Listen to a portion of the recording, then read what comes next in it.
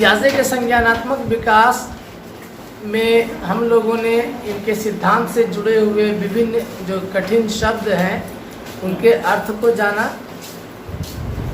अब हम लोगों को जानना है कि पियाजे ने बच्चों के संज्ञान का विकास किस किस चरण में किस किस तरीके से होता है, इसको समझेंगे। पियाजे के सिद्धांत में जो अवस्थाएं हैं, 4 अवस्थाएं, बच्चों के चिंतन के विकास की जो 4 अवस्थाएं हैं, उन्हीं 4 अवस्थाओं को पढ़ेंगे, जानेंगे कि किस अवस्था में बच्चे में कौन सी प्रवृत्ति पाई जाती है, चिंतन की कौन सी प्रोसेस देखने को मिलता है।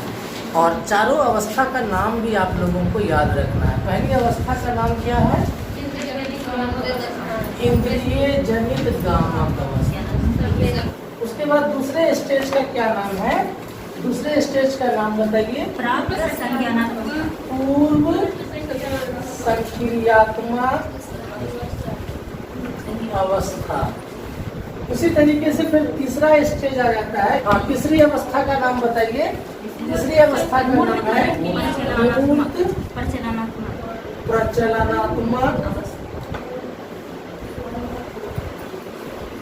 अब पहले तीनों स्टेज के बारे में हम लोग जान लेंगे, फिर चौथा स्टेज लिखेंगे। तो इस स्टेज में बच्चे अपने ज्ञान का निर्माण कैसे करते हैं? तो अपनी इंद्रियों के सहारे वो अपने ज्ञान का निर्माण करते हैं। वातावरण से जो उनको ज्ञान हासिल करता है, ज्ञान अर्जित करता है, वो अपने इंद्रिय अंगों के सहारे या ज्ञानेंद्रियों के सहारे या कर्मेंद्रियों, जो भी कहिए, ज्ञानेंद्रियां कहिए, सेंस ऑर्गन कहिए, और उसके सहारे वो ज्ञान अर्जित करता है। और अपने शारीरिक गति, मतलब हाथ पैर चलाना, रोना, अंगूठा चूसना, है ना, यानी चूसने का, हाथ पैर मारना, ये सारे चीज को गामक क्रिया कहते हैं। इसमें क्या होता है, बच्चे में भाषा का विकास इस चीज में होता नहीं है, तो सारी क्रिया या सारी प्रतिक्रिया वो अपने इंद्रियों के सहारे आपके सामने पेश करता है। जैसे हमने देखा, बच्चे को भूख लगी है तो वो रोएगा, हाथ पैर मारता है, तो इंद्रियों के सहारे बच्चा जो है सारा काम करता है। लेकिन देखिए, पियाजे हमारा ध्यान किधर लगा रहे हैं, कह रहे हैं कि इस स्टेज में बच्चा चूंकि मूल प्रवृत्त्यात्मक व्यवहार प्रदर्शित करता है, इस स्टेज का बच्चा मूल प्रवृत्त्यात्मक व्यवहार प्रदर्शित करता है। पहले पॉइंट पर हम चर्चा करते हैं। इस स्टेज का बच्चे का एक लक्षण हमने लिखा, इस स्टेज का बच्चा मूल प्रवृत्त्यात्मक व्यवहार प्रदर्शित करता है। इसका मतलब क्या हुआ? मूल प्रवृत्त्यात्मक व्यवहार, हमारा व्यवहार 2 तरह का होता है।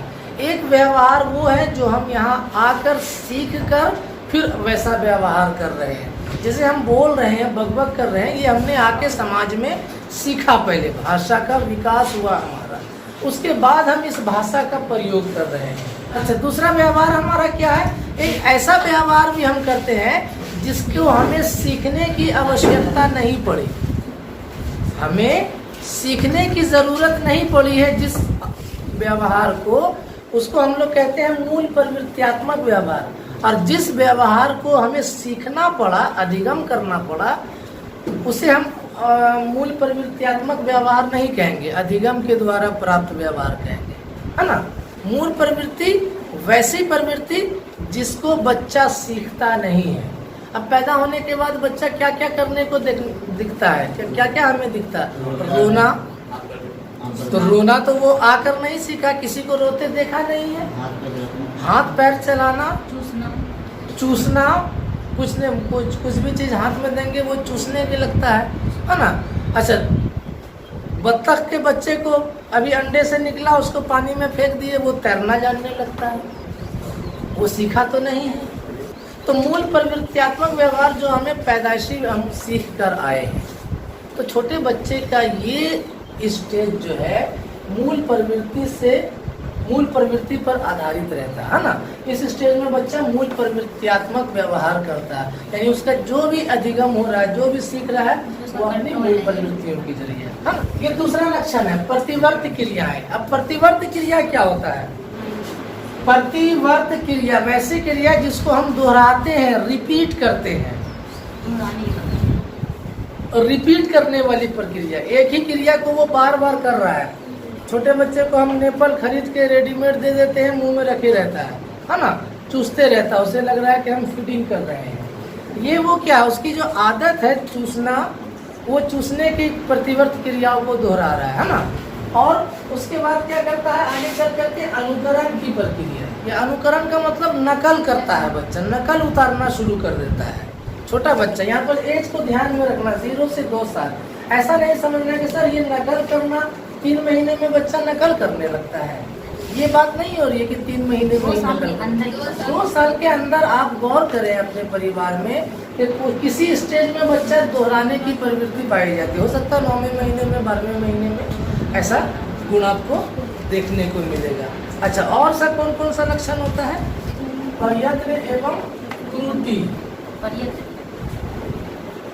का व्यवहार। इसी एज में बच्चा प्रयत्न एवं त्रुटि भी करता है। कोई काम को रिपीट चुकी कर रहा है वो, तो तोड़ने की कोशिश करेगा, पटक पटक कर देखता है वो, है ना, ढन ढन ढन ढन आवाज करेगा, उसके बाद वो उसे सुनेगा। तो यहाँ पर एक साथ देखिएगा, प्रतिवर्त क्रिया भी कर रहा है, यानी क्रियाओं को दोहरा भी रहा है, आवाज को सुन रहा है, और त्रुटि मतलब गलती भी कर रहा है, फिर उसको उठाएगा, फिर गलती करेगा। इसके अलावा आपने क्या बताया? वस्तु अस्थायित्व का गुण। वस्तु अस्थायित्व का गुण।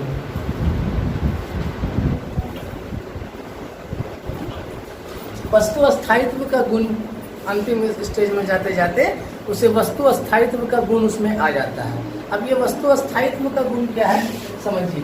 तो देखिए, प्रतिवर्त कितने लक्षण हमें इस स्टेज के बच्चे में, इस आयु के बच्चे में देखने को मिलता है। ये सारी क्रियाएं बच्चे जो करते हैं वो किस माध्यम से करते हैं? छोटे बच्चे में ये प्रवृत्ति पाई जाती है कि वो हर चीज को चख कर ज्ञान अर्जित करना चाहता है, छू कर ज्ञान अर्जित करना चाहता है ना। देख कर और सुनकर, पटक जो रहा है वो खिलौना ढन ढन, तो आवाज सुनकर वो अपने ज्ञान का विकास कर रहा है। ये आवाज क्या है, कैसी है। इसलिए इस स्टेज का नाम रखा गया है संवेदी पेशीय अवस्था, इंद्रिय जनित गामत अवस्था। वस्तु अस्थायित्व का गुण है क्या कि चीजों को, बच्चे का खिलौना अगर बच्चे से आप छुपा लिए तब भी वो जान रहा है कि ये बच्चा है, मतलब ये मेरा खिलौना इसके पास है। या मान लीजिए आप उनकी माँ हैं, आप छुप कर आवाज दे रही हैं उसे, तो वो समझ जाएगा वो बच्चा कि वहाँ पर मेरी माँ की ही आवाज है। समझ में आ रही है बात? तो वस्तु अस्थायित्व का मतलब होता है चीज सामने नहीं है फिर भी उस चीज का इमेज उसके स्कीमा में सेट हो गया है। यही वो कहते हैं वस्तु अस्थायित्व का गुण। आपसे स्ट्रेट फॉरवर्ड क्वेश्चन पूछा जाता है कि प्याजे के सिद्धांत के किस अवस्था के तहत बच्चों में वस्तु अस्थायित्व का गुण मौजूद होता है। बच्चों को हम लोग डराते हैं, अंधेरा है, मियाओं की आवाज निकालते हैं तो बच्चा समझ जाता है कि वहाँ पर बिल्ली है, इसलिए चुप रहो। मियाओं सामने को लाते नहीं है, लेकिन मियाओं की आवाज निकालते हैं तो वो समझ जाता है कि अच्छा बिल्ली है तो हमें डर जाना चाहिए, और चुप हो जाता है और सोने लगता है। इसी को कहते हैं वस्तु अस्थायित्व का गुण। यानी एक लाइन में समझेंगे तो क्या कि वस्तु सामने नहीं भी है फिर भी उसके होने का दिमाग में उसके एहसास फिट हो गया कि वो चीज है, चाहे सामने में प्रत्यक्ष में उसके मूर्त रूप से उसके सामने हो या ना हो। अब दूसरे स्टेज के कौन कौन से लक्षण है इसको समझिए। तो इसका नाम क्यों रखा है इंद्रिय जनित गामक अवस्था? क्योंकि इस स्टेज का बच्चा इंद्रियों के सहारे सीखता है, इंद्रियों के सहारे ज्ञान का अर्जन करता है, इसलिए प्याजे ने इस अवस्था को रखा है इंद्रिय जनित गामक अवस्था। अब यहाँ पर देखिए क्या है, पूर्व संक्रियात्मक अवस्था। इस तीनों को एक साथ समझिए, पूर्व संक्रियात्मक अवस्था, मूर्त संक्रियात्मक अवस्था, और चौथे स्टेज का नाम है अमूर्त संक्रियात्मक अवस्था। अब यहाँ पर जिस तरीके से कोहलबर्ग के थ्योरी को याद कीजिए, कोहलबर्ग के थ्योरी में हम लोगों ने एक टैग वर्ड को पकड़ा था परंपरागत, और उसके पहले था पूर्व परंपरागत, और उसके बाद था उत्तर परंपरागत। तो मेन टैग वर्ड था परंपरागत। उसी तरीके से यहाँ पर मेन टैग वर्ड है ये इसी को कहते हैं संक्रियात्मक। और इसके पहले लिखा हुआ है पूर्व संक्रियात्मक, और इसके आगे वाले स्टेज को कहेंगे मूर्त संक्रियात्मक, और उसके बाद वाले को अमूर्त संक्रियात्मक। मतलब ये पता चला हमें, अभी डिटेल नहीं समझे, फिर भी ये तीनों स्टेज में ये समझने को आ गया कि बच्चे में तीनों स्टेज में सर संक्रिया करने की क्षमता आ जाती है। अब ये संक्रिया क्या है, इसको आप लोगों को हमने कल के क्लास में, परसों की क्लास में समझा दिया है कि मानसिक संक्रिया किसे कहते हैं। किसे कहते हैं मानसिक संक्रिया? जिसको कोहलबर्ग ने नैतिक तर्कणा नाम दिया है, उसी को हम लोग मानसिक संक्रिया या जे की भाषा में मानसिक संक्रिया कहते हैं। मानसिक संक्रिया मतलब मानसिक तोड़ जोड़, किसी मुद्दे पर, किसी समस्या पर दिमाग दौड़ाना, है ना, सही गलत का निर्णय लेना, इसी को कहते हैं मानसिक संक्रिया। दिमाग को मतलब कि चलाना, दिमाग का इस्तेमाल करना। क्लियर है? अब आइए पूर्व संक्रियात्मक, नाम से पता चल रहा है कि इस स्टेज में बच्चा संक्रिया नहीं करता है, क्योंकि लिख रहा पूर्व संक्रियात्मक अवस्था, यानी संक्रियात्मक का गुण आने के पहले की अवस्था। तो पता चला कि इस अवस्था में बच्चा संक्रिया मतलब तर्क नहीं कर पाता। ये क्या कह रहा? मूर्त संक्रियात्मक, यानी संक्रिया तो कर रहा है लेकिन मूर्त चीजों पर संक्रिया करेगा। जो चीज सामने है उसे देखकर वो संक्रिया कर सकता है कि हाँ ये चीज ये है, ये चीज ये है। और उसके बाद वाला है अमूर्त संक्रियात्मक, मतलब बिना चीजों के सामने रहे, समस्या मुद्दा बिना सामने रहे, वो कल्पना करके भी संक्रिया कर सकता है। अब ये मूर्त संक्रिया अमूर्त संक्रिया क्या है, इसको समझिए। जब ताजमहल बना होगा तो उनका नक्शा तो पहले उनके दिमाग में आया होगा, है ना, तो उसको कहते हैं अमूर्त कल्पना। पहली बार हम ताजमहल बोला तो आपके दिमाग में ताजमहल का फोटो बन गया, लेकिन शाहजहां ने तो सोचा था कि एक हम ऐसा महल बनाएंगे, लेकिन अब कैसा ये तो हम लोग भी नहीं जान रहे। उस समय के जो जिंदा आदमी होंगे उनके भी दिमाग में नक्शा नहीं बना होगा। शाहजहां ने अपनी कल्पना में एक डिजाइन तैयार किया होगा। तो जो चीज हम कल्पना में डिजाइन करते हैं, जो सामने नहीं है, मूर्त रूप से नहीं है, उसी को कहते हैं अमूर्त संक्रिया करना, अमूर्त चिंतन कर लेना, है ना। जो चीज सामने नहीं है या जो चीज अस्तित्व में भी नहीं है, सामने को छोड़ दीजिए, अस्तित्व में भी जो चीज नहीं है उसकी कल्पना कर लेना, है ना। भगवान कैसे है, अल्लाह कैसा है, ये जो हम कल्पना कर रहे हैं तो कैसा नजर बन रहा, कैसा इमेज बन रहा आपके दिमाग में, तो इसी को कहते हैं अमूर्त कल्पना करना, है ना। जो चीज सामने नहीं है, जिसको हम सिर्फ ख्यालों में कंस्ट्रक्ट कर सकते हैं। तो इस स्टेज में बच्चा, चौथी स्टेज में बच्चा अमूर्त चीजों पर भी अपना तर्क वितर्क करने लगता है। क्लियर है? तो 3 स्टेज जो है इसको छोड़कर, इसमें तो हमने समझ लिया कि सर इस स्टेज का मेन जो खासियत है कि बच्चा जो है अपनी प्रतिवर्ती क्रिया करता है, प्रतिवर्ती क्रियाओं के सहारे सारा व्यवहार करता है, और इंद्रियों के सहारे सारा नॉलेज गेन करता है। नॉलेज गेन करते करते उसमें स्कीमा डेवलप होने लगता है।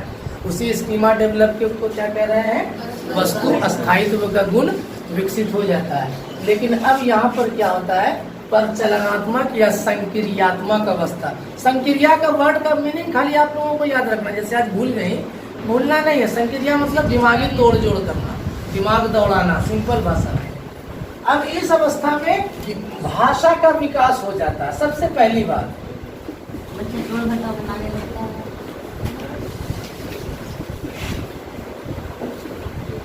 इस स्टेज में चूंकि बच्चों में भाषा का विकास हो जाता है, तो अब जो वो ज्ञान को प्राप्त कर रहा है बच्चा, तो वो इंद्रियों का कम प्रयोग करेगा, भाषा का ज्यादा प्रयोग कर रहा है। यहाँ पर इस स्टेज में जो बच्चा ज्ञान प्राप्त कर रहा था, वो अपने इंद्रियों के सहारे, आँख, कान, नाक, त्वचा के सहारे ज्ञान को प्राप्त कर रहा था।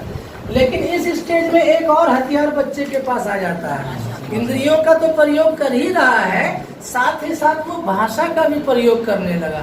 आपसे सवाल कर करके भुकाने का क्षमता उसमें आ गया है। कि ये चीज़ ऐसा क्यों है, ये चीज़ वैसा क्यों है, इस तरीके से वो आपको परेशान करता है। तो भाषा का विकास उसका हो जाता है। इस स्टेज की पहली अवस्था का, इस स्टेज का पहला गुण तो ये है कि इस स्टेज में बच्चों में भाषा का विकास होने लगता है ना। अब वह भाषा के सहारे भी अपने ज्ञान को प्राप्त करने लगता है। अहम केंद्रिता का गुण पाया जाता है। जीववाद का पलटावी गुण, और विलोमीयता का गुण। और 2 पॉइंट लिखना है। साधारण जोड़ घटाओ, साधारण गणितीय संक्रिया, गणितीय संक्रिया कर लेता है। और 1 पॉइंट लिखिए, उसके बाद समझाएंगे। तार्किक चिंतन का अभाव।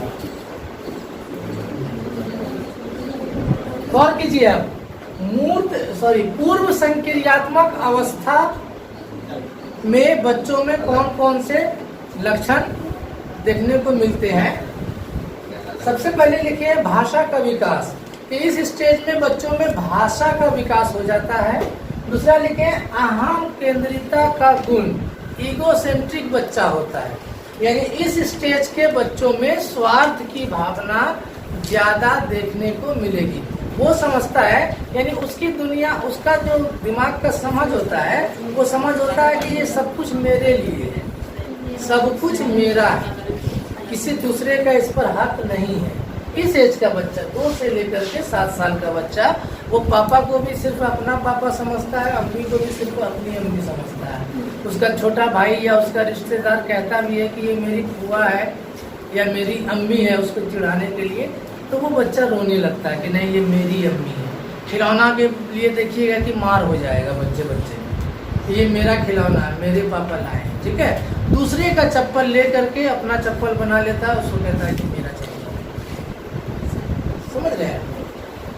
अक्सर जब 2 बच्चे को रख दीजिए, एक बच्चे के पास हाथ में कुछ खिलौना है और दूसरा बच्चा अगर उसके पास गया तो वो उसके खिलौने को छीनने की कोशिश करने लगेगा, सीधे कहेगा मेरा मेरा, और वो छीन लेता है। ये छीन लेना ये साबित कर रहा है कि उससे लग रहा है कि सब कुछ तो मेरा है ना। आँख के अंदर एक ही दिशा से सोच रहा है बच्चा, एक ही दिशा से सोचने को कल क्या हमने नाम दिया था, अभिसारी चिंतन, है ना। उसी को यहाँ पर हम कह रहे हैं कि अमूर्त चिंतन या अभिसारी चिंतन को और एक क्या नाम दिए थे, आहा केंद्रित चिंतन बोले थे ना।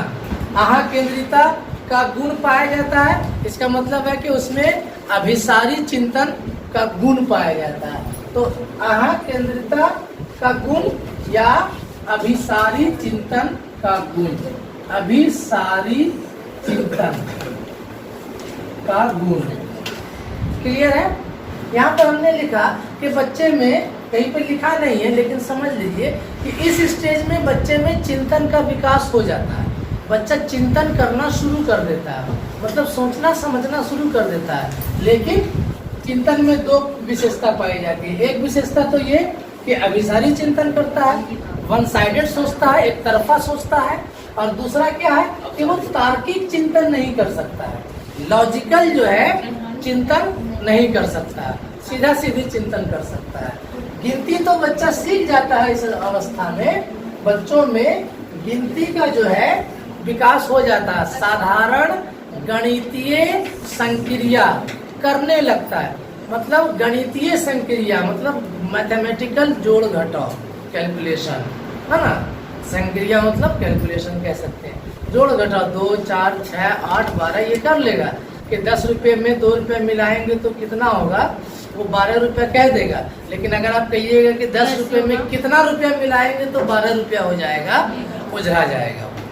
इसके अलावा देखिए पलटावी गुण का अभाव पाया जाता है। अक्सर सुनिएगा पलटावी गुण का अभाव, लेकिन इसको एक और नाम दिया गया अविलोमीयता का अभाव। या तो पलटावी गुण का क्या है, अभी एग्जांपल जो देके समझाए कि 10 और 10 को 2 10 सामने में रखिएगा तो वो जोड़ के 20 बता देगा। लेकिन बोलेंगे कि बेटा 10 दूना कितना होता है, नहीं समझ पाएगा।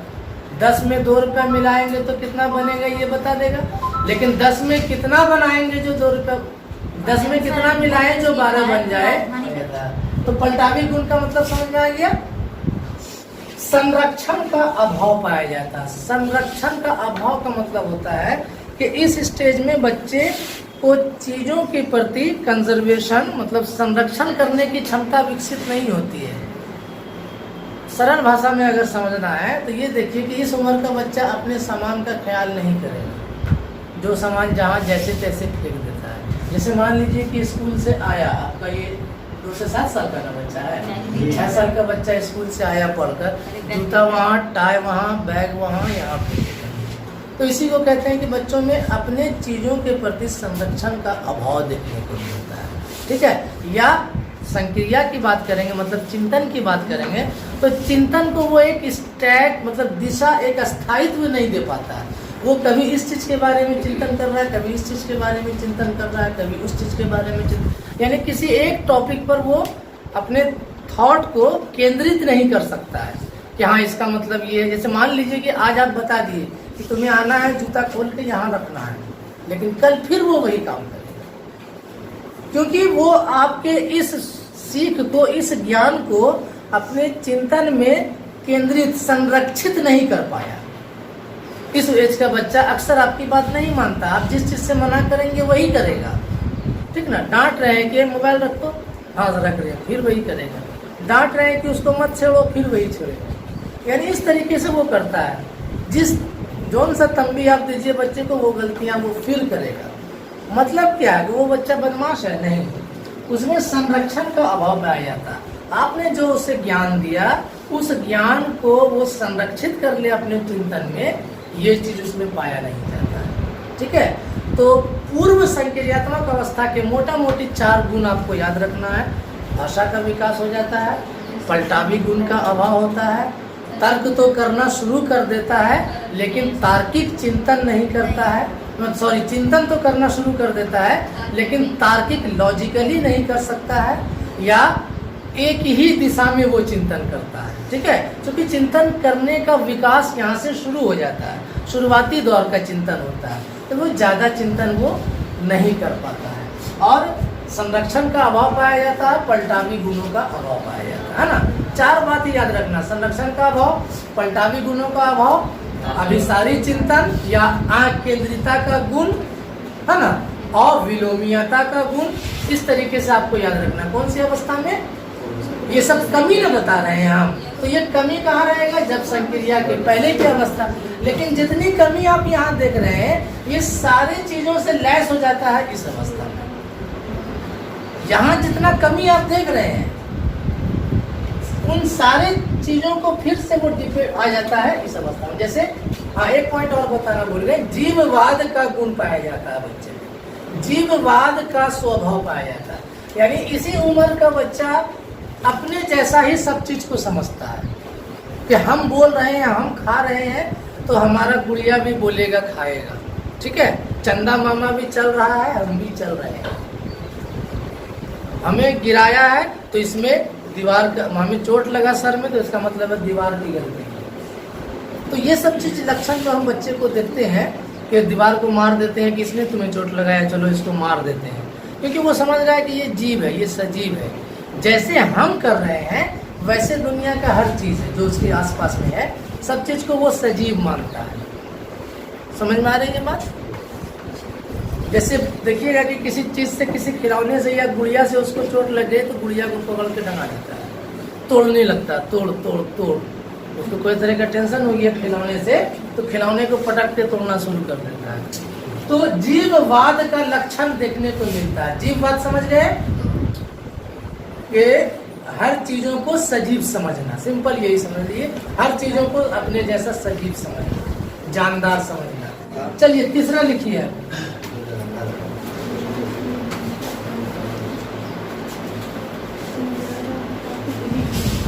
यहाँ पर क्या है, बच्चा तार्किक चिंतन शुरू कर देता है।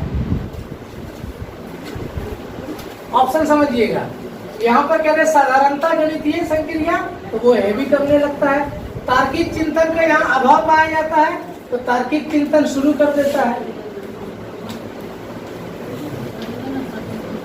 भाषा का विकास तो वहां भी होगा ही होगा। अहम केंद्रिता का गुण इसमें पाया जाता है, वहां अहम केंद्रिता खत्म हो जाता है। यानी अब बच्चा अब सारी चिंतन करने लगता है ना। अब वह ये नहीं समझता है कि सब कुछ मेरा ही है, ठीक ना। अब वह किसी समस्या का कई तरीके से निदान निकालना शुरू कर देता है। यानी अब सारी चिंतन करने लगता है, ठीक है। जीववाद खत्म, ये सब चीज खत्म हो जाता है हाँ। लेकिन याद रखिए ये दोनों चिंतन तो करता है, तार्किक चिंतन भी प्रारंभ कर देता है, अब सारी चिंतन भी प्रारंभ कर देता है, लेकिन मूर्त चीजों पर, है ना। प्रत्यक्ष वस्तु सामने रहेगा उसके बाद उस पर वो चिंतन कर सकता है। वो कल्पना वाला चिंतन जो हमने बताया कि एक आइडिया डेवलप कीजिए, वो अमूर्त चिंतन कहलाता है कि जो चीज सामने नहीं है उस पर चिंतन प्रारंभ कर देना, वो नहीं कर सकता है। ये गुण पाए चिंतन करना प्रारंभ कर देता है, लेकिन मूर्त चीजों पर, ये दोनों लेकिन मूर्त चीजों पर, मूर्त या प्रत्यक्ष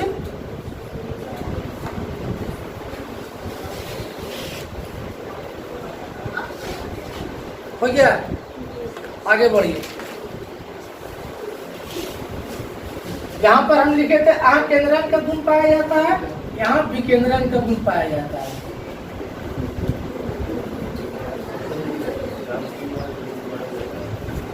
ठीक, यहाँ पर देखिए समझिए, पूर्व संक्रियात्मक आह केंद्रिता का लक्षण बच्चों में पाया जाता है। सब कुछ मेरा है, स्वार्थ का पना, एक ही दिशा में सोचना। लेकिन यहाँ विकेंद्रन का गुण पाया जाता है, मतलब एक ही समस्या को एक ही दिशा में नहीं सोचता। उसके बाद लिखिए वर्गीकरण, वर्गीकरण का भी गुण पाया जाता है, मतलब चीजों को वो वर्गीकृत कर सकता है, छोटा बड़ा, कम ज्यादा, ऊंचा नीचा। इस उम्र में बच्चा वर्गीकरण नहीं कर सक रहा था, कौन ज्यादा है कौन कम है वो नहीं बता पा रहा था, लेकिन इस उम्र में वो वर्गीकरण कर लेता, आकृति को पहचानने लगता है। क्लासिफिकेशन कह सकते हैं कि ये चीज ज्यादा है, ये चीज हल्का है, ये चीज भारी है, ये वर्गीकरण करना शुरू कर देता है। क्लासिफिकेशन ट्रांजिटिव, चलिए हो गया। अब उसके बाद चौथा पॉइंट पढ़िए, उसको खत्म कीजिए। चौथा स्टेज का क्या नाम है? अमूर्त संक्रियात्मक अवस्था। चौथे स्टेज को कहते हैं अमूर्त संक्रियात्मक अवस्था या औपचारिक संक्रियात्मक अवस्था, है ना। 11 से 15 वर्ष। देखिए इसमें और इसमें फर्क क्या है, दोनों में समझिए। सारा प्रोसेस, जितना प्रोसेस वो यहाँ कर रहा है, वो सारा गुण बच्चे में इस स्टेज में भी देखने को मिलता है, लेकिन थोड़ा और एडवांस रूप में, है ना। यहाँ पर थोड़ा कच्चा है, लेकिन यहाँ पूरा स्किल्ड के साथ। हाँ, और मेन फर्क दोनों में क्या है कि यहाँ पर वो अब सारी चिंतन तो करने लगता है, लेकिन ठोस चीजों के सामने। यहाँ पर क्या है, कल्पना करके भी वो ये सारे गुण को दिखा सकता है, प्रदर्शन कर सकता है ना। अमूर्त चीजों पर, अमूर्त अप्रत्यक्ष वस्तुओं या समस्याओं पर भी अब सारी चिंतन कर सकता है।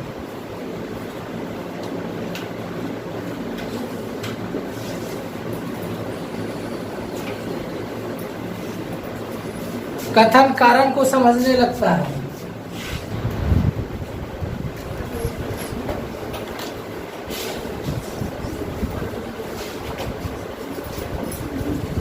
पहला पॉइंट, ठीक है। दूसरा पॉइंट, समस्या समाधान की क्षमता विकसित हो जाती है। समस्या समाधान की क्षमता विकसित हो जाती है।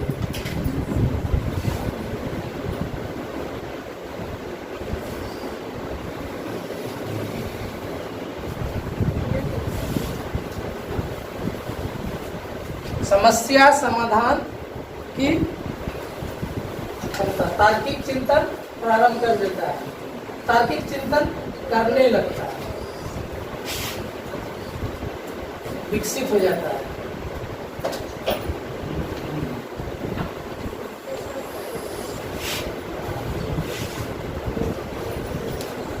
दोनों में सेम गुण है, फर्क सिर्फ इतना है कि ये मूर्त चीजों प्रत्यक्ष वस्तु के सामने वो कर सकता है कल्पना, और वो अमूर्त चीज है। शॉर्टकट में अगर बात किया जाए तो मूर्त चिंतन अमूर्त चिंतन का सारा लक्षण सेम है। यहाँ थोड़ा न्यू स्टेज में रहता है, शुरुआती दौर रहता है, और यहाँ पूरा स्किल्ड के साथ रहता है ना। तार्किक क्षमता का विकास यहाँ भी शुरू होता है, लेकिन यहाँ लिखे कि तार्किक चिंतन वो करने लगता है ना। यहाँ क्या लिखे कि अपसारी चिंतन करने लगता है, यानी समस्या का समाधान करने की क्षमता विकसित हो जाती है। पियाजे कहते हैं कि इस स्टेज तक में आते आते बच्चे का फुल जो है थिंकिंग डेवलप हो जाता है, संज्ञान का विकास का चरण पूरा हो जाता है। यानी यहाँ तक में 15 साल की उम्र तक का बच्चा जो है पूरी तरीके से अपने बुद्धि क्षमता का विकास कर लेता है ना। और उसके बाद जो वो सीखता है वो सिर्फ अनुभव एक्सपीरियंस लेता है। 15 साल तक में यानी आप 100% अपने पैर पे खड़े होने की क्षमता आप में आ जाती है। और एक मज़े की बात ये समझिए कि पियाजे एक ऐसा शख्स था जो इतना रिसर्च जो करने के लिए, हम लोग देखते हैं कि कोई रिसर्च करता है जानवर पर, कोई बिल्ली पर, चूहे पर, मटर पर, पियाजे खुद के औलाद पर ही ये प्रयोग किए थे। ये पियाजे का सिद्धांत यहाँ पर खत्म हो जाता है। ठीक है, अब आपको कितना समझ में आया कितना नहीं समझ में आया ये पता चलेगा डिस्कशन से, क्वेश्चन से। आप लोग अपना ग्रुप में भी आज कसरत से पियाजे पर क्वेश्चन कीजिएगा।